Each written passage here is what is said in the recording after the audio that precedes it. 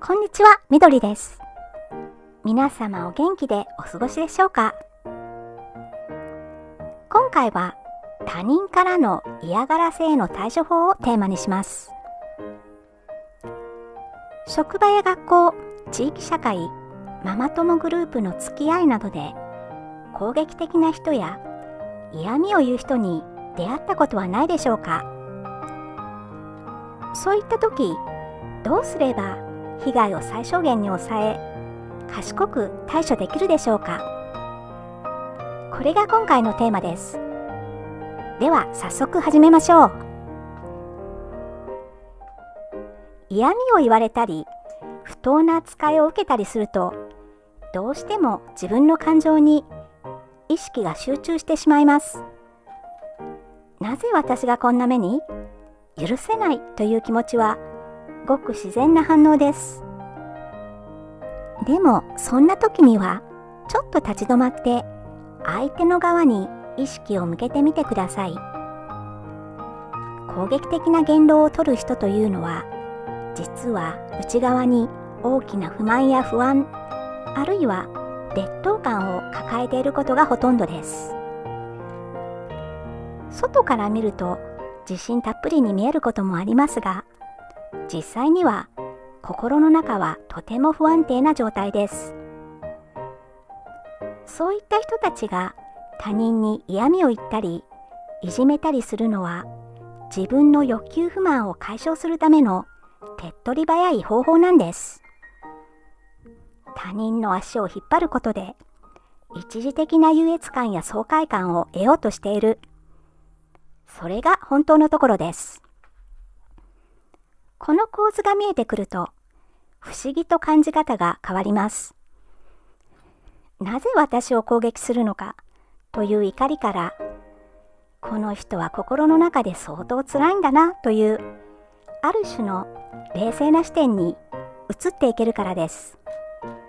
あの人は哀れな人だと思えるようになれば、相手の言葉に振り回されることも少なくなるでしょう。その上で実際にはどう動けばいいのでしょうか。結論から言いますと、最も効果的な方法は相手にしないことです。攻撃的な人が何よりも求めているのは相手の反応です。自分の言葉で相手が動揺したり傷ついたりする様子を見ることが彼らにとっての目的であり、報酬でもあります。ですから、こちらが感情的な反応を見せれば見せるほど、相手はそれを面白がり、さらに攻撃をエスカレートさせる可能性が高くなります。逆に、何を言われても落ち着いた態度を保ち、それをさらっと流してしまえば、相手はこの行為は意味がないと気づき、次第に攻撃の意欲を失っていきます。ここで具体的にどうするかイメージしてみてください。例えば誰かに、あなたって本当に仕事できないのよねと言われたとします。内心では腹立たしさを感じても、そこでそんなことはありませんと真っ向から反論したり、逆におっしゃる通りです、教えてくださいと萎縮したりする必要はありません。ただ一言、そうですかねとそっけなく受け流す。それで十分です。感情を乗せず短く淡々と。これが最大の防御です。相手が反論を求めているのに反論が返ってこない。傷ついた様子を期待しているのに動じていない。そうなると相手は自分の行為が空振りであることを感じ取り、続ける理由を失っていくでしょう。とはいえ、そもそも嫌がらせのターゲットになりにくくすることもとても重要です。攻撃的な傾向がある人は、ターゲットを選ぶ際に反撃される可能性が低そうな相手を選ぶことが多いです。つまり、自分のリスクが最小になる相手を選んでいるわけです。そう考えると、こちらとしてはなるべく扱いやすそうに見せないことが大切になってきます。具体的には、これからお話しする2つのことを意識してみてください。1つは、ノーをきちんと言えることです。なかなか断れない、つい相手に合わせてしまうという人は、残念ながらターゲットにされやすい傾向があります。プライベートな場面では、特に自分が嫌だと感じたことに対して、それはちょっと難しいです。やりたくないので遠慮しますと、自分の意思を伝える練習をしてみてください。もう一つは、自分を卑下する言葉を使わないことです。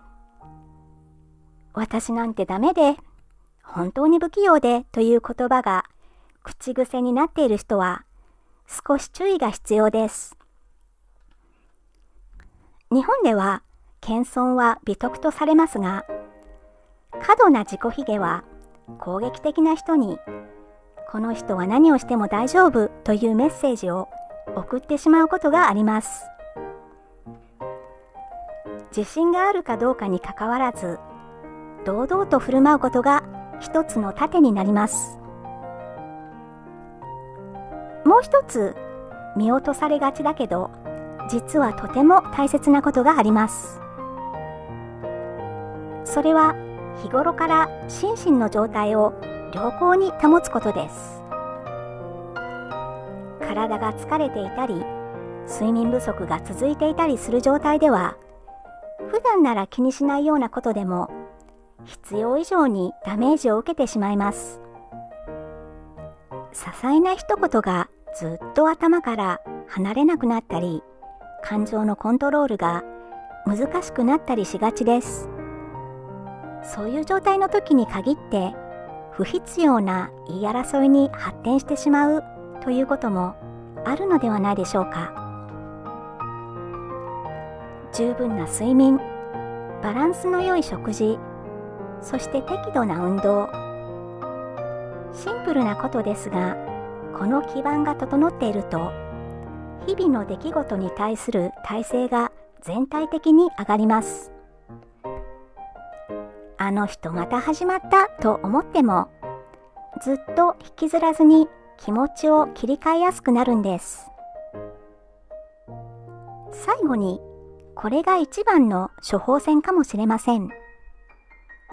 自分の人生において、これが大切だと思えるものがはっきりしている人は、他人の嫌味や嫌がらせに振り回されにくいです。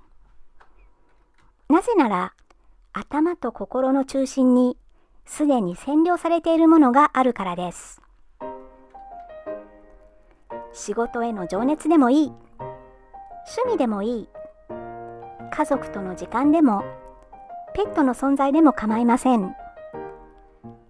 自分にとってこれが本当に価値あるものだと思えるものに日々集中していると、周囲の雑音が自然と気にならなくなっていきます。誰かに嫌味を言われた日も、でも今日あの仕事が少し前に進んだ、家に帰ったらあれをやろうという気持ちがあれば、相手の言葉は案外さほどダメージを残さずに通り過ぎていきます。他人に自分の感情を左右させる余白をなるべく小さくしていく。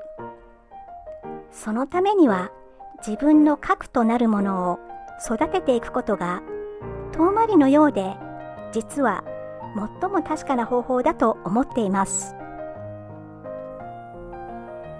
ということで、今回お話ししたことを簡単におさらいします。攻撃的な人の背景には不満や劣等感があることを理解する。相手にしないことが最大の対処法で、感情を乗せずにそっけなく受け流す。自分の弱みを見せず、ノーと言える自分でいる。心身を整えて、日々の体制を高める。そして何より、自分が大切にしているものに、意識の重心を置く。これらが攻撃的な人に対して上手に対応するためのコツです。嫌がらせをしてくる相手にあなたの貴重な時間もエネルギーも使う必要はありません。